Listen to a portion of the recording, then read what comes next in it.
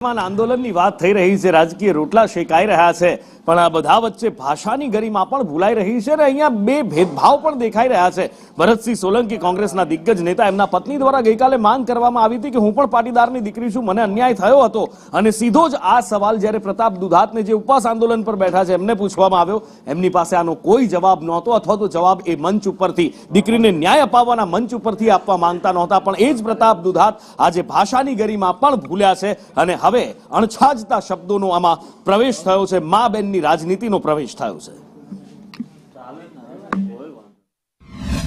નાનું મગજ ભારતીય જનતા પાર્ટીના ડિબેટમાં બેસવા વાળાને મેં કઈ કામ કીધું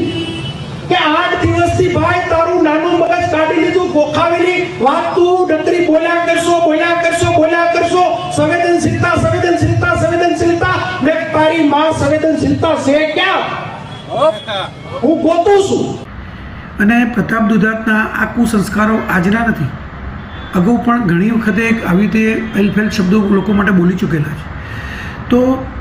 મારે એમને એ જ કહેવું છે કે તમે જે પણ બોલ્યા અને જે પણ જેના માટે બોલતા હતા તમે ખોટી રીતે ખોટું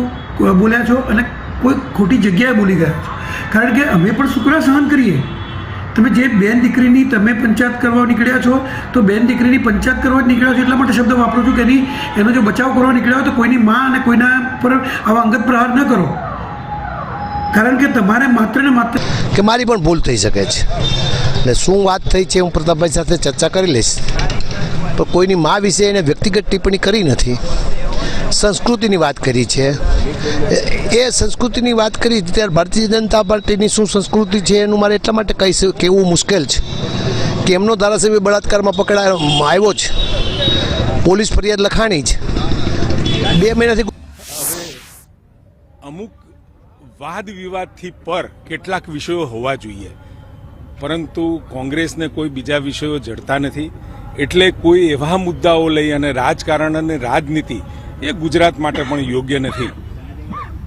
ચાહે કોઈ પણ પાર્ટી હોય, પરંતુ અમુક વિષયો પર રાખી અને રાજનીતિ થાય તો મારી દ્રષ્ટિએ મને લાગે છે કે ગુજરાતના હિતમાં છે, ગુજરાતના ગૌરવ